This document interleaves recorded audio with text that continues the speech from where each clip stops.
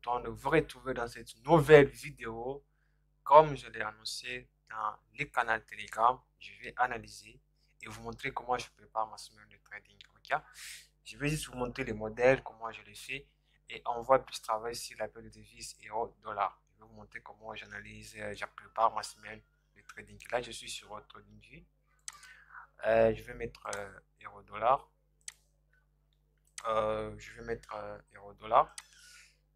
Vous pouvez prendre n'importe quel paire de devises et préparer votre semaine de trading. Ok? Là, je mets euro-dollar. Et là, je suis devant le graphique euro-dollar. Euh, voilà. Là, je commence pas d'abord à analyser d'une manière technique, non. Je m'en vais directement du côté fondamental pour voir quelles sont les nouvelles qui vont vraiment impacter les marchés cette semaine. Ok? Et avoir une idée à quoi s'attendre et où est-ce que le marché ira par rapport à ces nouvelles. Ok? Sans plus tarder, je me dirige vers Forex Factory. Tout le trader savent que c'est là où on peut avoir le meilleur calendrier économique. Il y en a partout. Vous pouvez aller sur d'autres plateformes qui proposent le même service. C'est toujours gratuit. Ok? Et là, je passe sur le calendrier pour voir la semaine. Aujourd'hui, il n'y a rien. Ok, vous voyez que c'est dimanche. Il n'y a rien. Dimanche, il n'y a rien. Alors, je vais cliquer sur cette date pour mettre la date du 30. C'est ça, du 30 au 4. Ok, samedi, c'est les 4, donc au 3. Ok, du 30 au 3, puis j'applique. Et là, j'aurai les annonces économiques à venir pour la semaine du 30 au 3 février. Nous allons voir que sur ce qui concerne Euro, le lundi, on a presque rien. On a juste le PIB primaire allemand d'ici. Il n'y a rien d'important. Okay? C'est pas du tout ce qui est intéressant. On va voir le mardi côté européen, il y a quoi? Il y a les fonds de dépenses des consommateurs. C'est aussi intéressant, mais c'est pas du tout. Ah, c'est pas fort impact. Ok? Il n'y a pas ça d'impact. Il y a Euro, le prix de l'importation, tout ça. Bon, c'est pas si important que ça. Et toute la journée, Euro, il y a IPC, première allemande. On va aussi voir du côté IPC. Qu'est-ce qui se passe du côté allemand? C'est pas du tout super important. À 8h45, on aura français IPC préliminaire. C'est pas ce qui m'intéresse. Ok? Alors, c'est vers 14h, on va voir du côté États-Unis. On aura quoi? On aura l'indice du coût. Bon, c'est pas super important. On va voir, il y a confiance des consommateurs. Là, c'est important. On va voir qu'ils pensent les consommateurs, s'ils sont confiants. Voilà, voilà. Ok. Il y aura aussi la variation de l'emploi. Non, non, là, je me suis perdu la confiance des consommateurs, c'est tout. On retient que le mardi, il y aura plus à regarder du côté européen, il n'y a pas grand-chose. Du côté où il n'y a pas grand-chose, du côté dollar, qu'on aura que la confiance des consommateurs ici. Le, là, c'est les mariés. Ils ont mal traduit, hein. C'est les mercredis. Ok, les mercredis 1er février, ça sera vraiment intéressant. Du côté européen, on aura, du côté euro, on a PMI en Italie, c'est rien en France, quand même, on va voir. On va aussi voir l'indice PMI du côté allemand, on va voir, parce que là, les zones sont dans la zone de 45. En France, quand même, ça va, ils sont encore dans le 50. Mais là, déjà, en Allemagne, c'est déjà la contraction du côté des services manufacturiers allemands ici est en train déjà de. Il est en zone de contraction. Ok?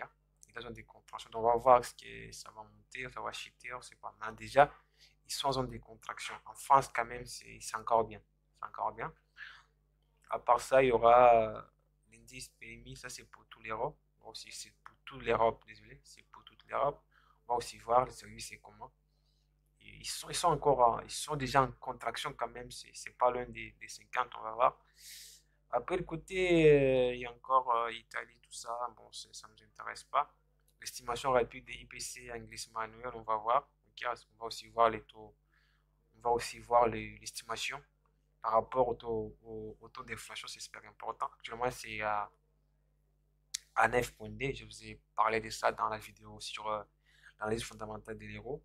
Et les marchés s'entendent, c'est que l'inflation baisse jusqu'en 9. On va voir ce que ça va donner. Ce sera toujours le mercredi. C'est super important. Ok, c'est super. L'inflation, c'est vraiment important. On va voir ce que ça va donner. Il y a aussi l'estimation rapide de l'IPC, des bases englishman annuelles. On va voir, ça c'est déjà baissé. On va aussi voir, ok. Et il y aura aussi les taux de chômage, zone euro, c'est super important. Je ne sais pas pourquoi ils n'ont pas mis rouge. On va voir, là, ils sont à 5,5. Le marché s'entend, c'est que les taux de chômage ne changent pas. Ok. Et du côté américain, côté dollar, à 14h15, s'il vous plaît, il y aura variation de l'emploi non agricole. On va voir les chiffres sur l'emploi. Le marché s'entend, c'est que ces chiffres baissent. Ok. Parce qu'actuellement, le mois passé, c'était à 23, 23 donc 235 000, 000 emplois créés. Et les marchés s'entendent, c'est que les marchés de l'emploi chute à 168 000 emplois créés. Okay, ça sera pour le mois de décembre. Okay. Là, c'était pour le mois de novembre. Ça, on va voir pour le mois de décembre. Okay. Non, pour le mois de janvier. Pour le mois de janvier. Okay. Là, si ça ne t'intéresse pas, il y aura à 15h45 l'indice final ici. C'est super important. Tu vois qu'aux États-Unis, c'est déjà en zone de contraction. Ils sont déjà en contraction. Donc, l'économie est en train de souffrir. Okay? On verra aussi, c'est super important. Ils sont encore en zone de contraction. C'est toujours le PMI, c'est aussi important. Okay?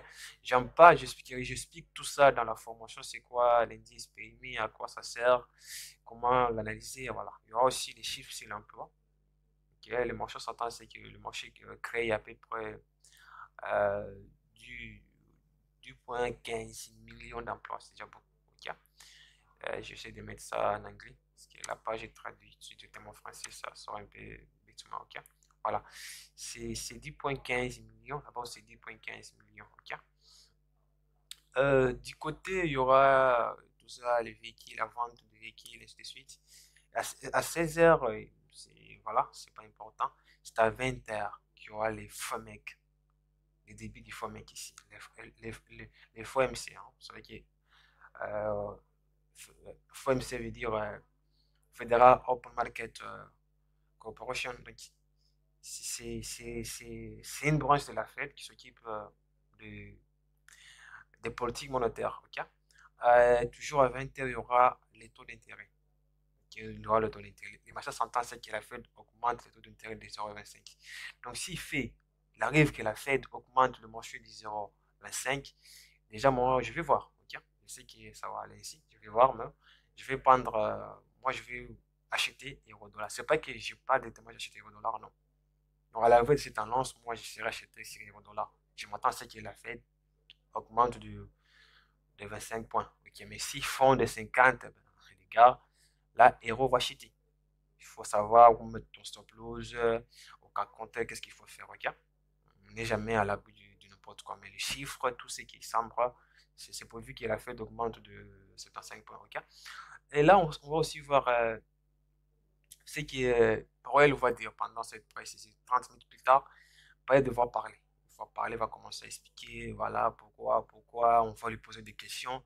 J'aime suivre ces points de presse, ça donne pas mal de, de direction sur la politique, la prochaine politique monétaire qu'il a fait devra prendre. Okay?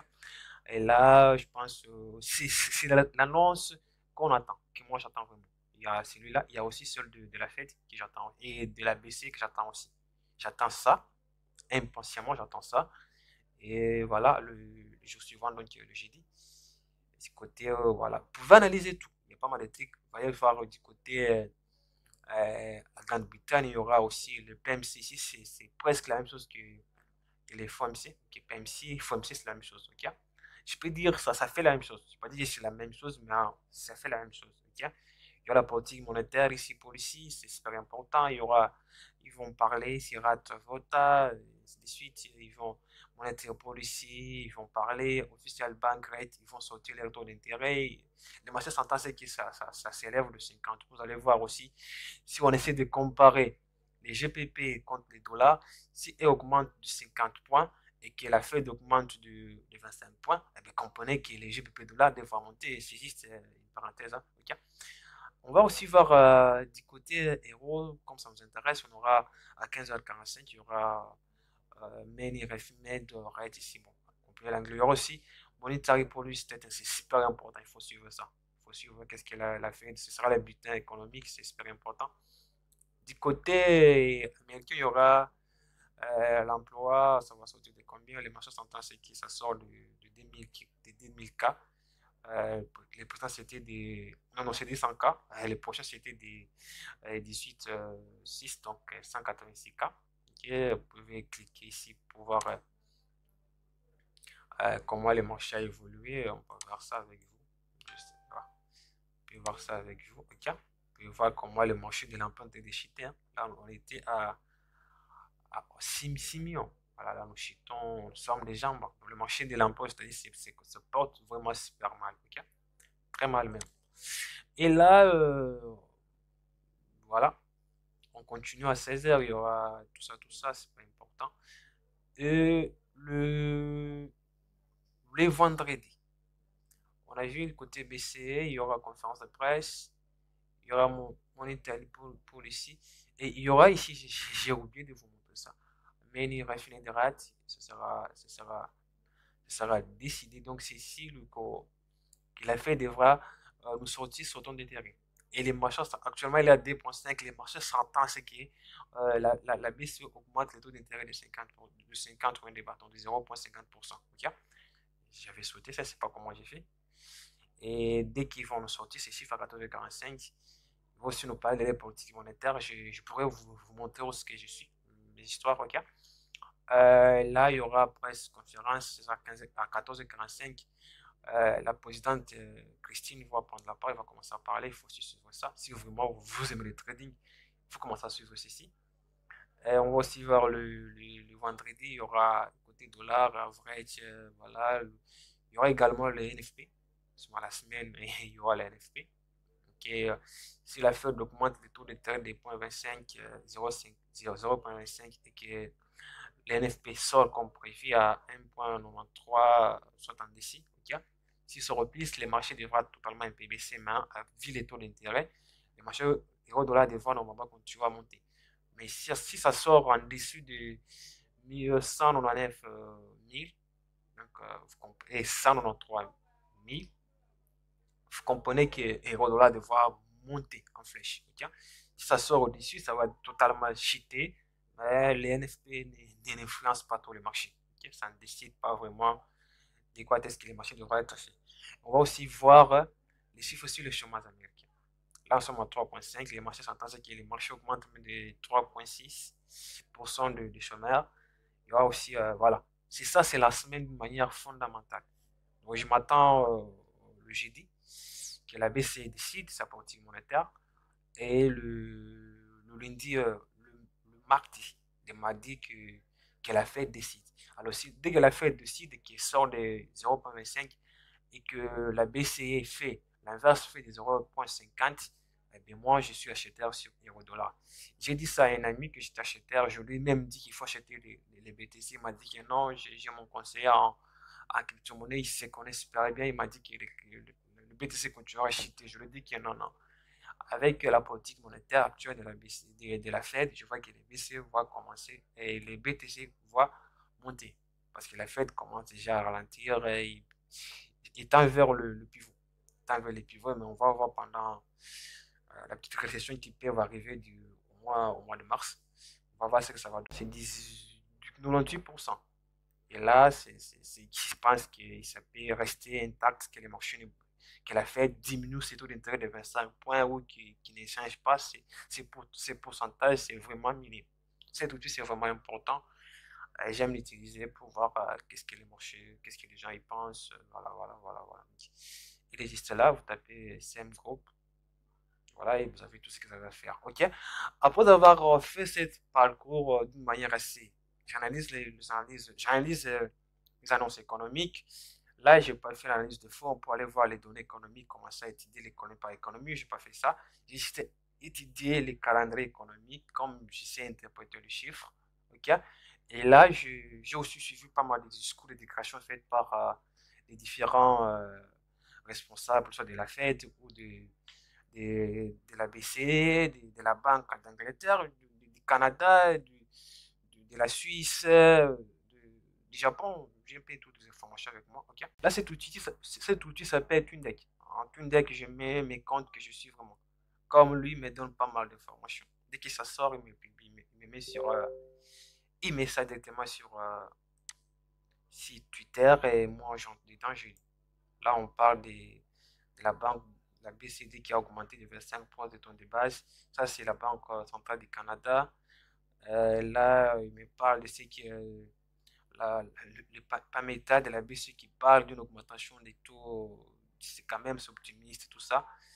Et il y a les PMI. Donc, il met tout ici. Hein, la grande qui déclare des choses. Donc, tout ce qui se passe, les gars, il me met ici. Et j'aime suivre ça. Il y a également d'autres, il y a les ANA, il y a celui-là, elle, je l'aime parce qu'elle publie trop les trucs concernant la fête. Là, explique que le parti de dépenses de ces rapports est beaucoup plus intéressant que les rapports sur l'inflation, les consommateurs. Il essaie, hein, les consommateurs américains commencent à épargner plus. Cela montre qu'ils sont euh, nerveux, ils commencent plus ils n'aiment pas dépenser, ils commencent à économiser parce qu'ils sentent que il y a le truc qui arrive, lui, c'est un peu de n'importe quoi, il parle de tout, ses indicateurs à lui, ok. Mais j'aime le suivre, ok, j'aime le suivre. Là, il y a celui-là, les politiques ici parlent de tout, sauf de rien. Et j'aime le suivre. Il y a Lisa aussi, elle, c'est vraiment, j'aime aussi la suivre, hein, elle parle de tout ce qui est États-Unis. Elle aussi, j'aime la suivre, elle parle de tout ce qui concerne la Banque mondiale, tout, voilà. Voilà, là, c'est mes soucis. Je sais que tout le monde est papa, il parle de tout ce qui concerne l'inflation, ainsi de suite. Là, c'est aussi super important, j'aime suivre ça. Et là, c'est possible ce qui se passe dans mon pays, ça me fait du bien. Ok. Là, c'est mon outil Tundeck, j'aime suivre ça. Tundeck, je prends qu'il y a des comptes que j'aime suivre. Puis, je fais des colonnes sur Twitter, hein. Je fais mes colonnes et je commence à suivre, je commence à suivre ça chaque jour comme des outils d'information. Il y a d'autres outils qu'ils utilisent et je vais présenter ça. Je vais apprendre, mais le point d'entrée d'une manière assez pratique, où est-ce que je vais mettre mon stop loss, je vais aller d'une manière assez technique. Ok. Je fais pas, j'achète pas les titres des entreprises parce que ça va monter. Je fais pas l'analyse fondamentale des entreprises, c'est l'analyse fondamentale liée au forex, liée aux actifs. Comme moi, je suis ainsi un trader forex, je trade aussi les indices boursiers, la crypto-monnaie. Alors, je rentre sur la partie technique pour voir également où est-ce que le marché va aller pour telle ou telle autre raison. Okay. Moi, je fais disons, des smart trading. Okay. Je combine, j'appelle cela hybrid trading. C'est ma stratégie que j'ai mis en place. Je combine les analyses fondamentales et l'analyse technique. Et là, une fois sur les graphiques, je mets peut-être 12 mois, c'est pas important. Je commence en daily. Ouais, je mets le graphique daily. Ok, je mets le graphique daily là. Sur le graphique daily, qu'est-ce que j'ai? Je vois que euro dollar, c'est vraiment en train de monter, hein. Il a tellement monté, et puis il continue à monter, ce qui est vraiment normal. Il continue à monter, ce qui est vraiment normal. C'est vraiment normal. C'est vraiment normal, voilà. Vu la politique, décision prise par les différents partis, la Fed et la BCE, c'est normal que les dollars continuent à monter. Mais là, où est ma structure du marché? Comment je vais l'analyser? Ok. Je vais voir ici, voilà, moi, j'attendais que le marché vienne ici avant de faire un sell. Cependant, il m'avait ça. Il y avait ça. Ce niveau était pris par cette belle bougie, mettant ici, un vrai pullback. Okay. Ça, c'était un vrai pullback. Okay. Alors, ce niveau, pour moi, c'était un niveau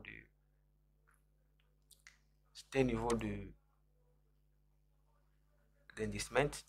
Mais j'attendais que le marché aille d'abord reprendre ces niveaux-là. Désolé. Si le marché prenait d'abord ces niveaux, là, je pouvais valider cela. Mais comme il n'avait pas pris, j'attendais à ce qu'il vienne prendre ces niveaux ici. Et l'autre pour chercher à faire quoi? À acheter le marché. C'est ça, acheter le marché. Okay. j'ai acheté au dollar, chose que j'avais fait. Et là, où se trouve mon cycle du marché, il est juste là. Yeah. Le marché venait prendre ces niveaux ici. Le marché a pris ces niveaux-là, je sais pas importe. Voilà, je vais juste essayer de le mettre. Il a pris ces niveaux-là. Et à ces niveaux ici, cette bougie qui est pour moi un order block. C'est pour moi un order block. Je vais mettre ça en rouge. Non, en bleu, désolé. Je mets ça en bleu. En bleu, ok. Et où est-ce que le marché va encore faire? En revenant ici, ok, qu'est-ce que le marché a fait? Le marché est venu prendre ses plus bas ici. Ok, et il est allé casser ses plus hauts. Il est allé prendre aussi ses plus hauts.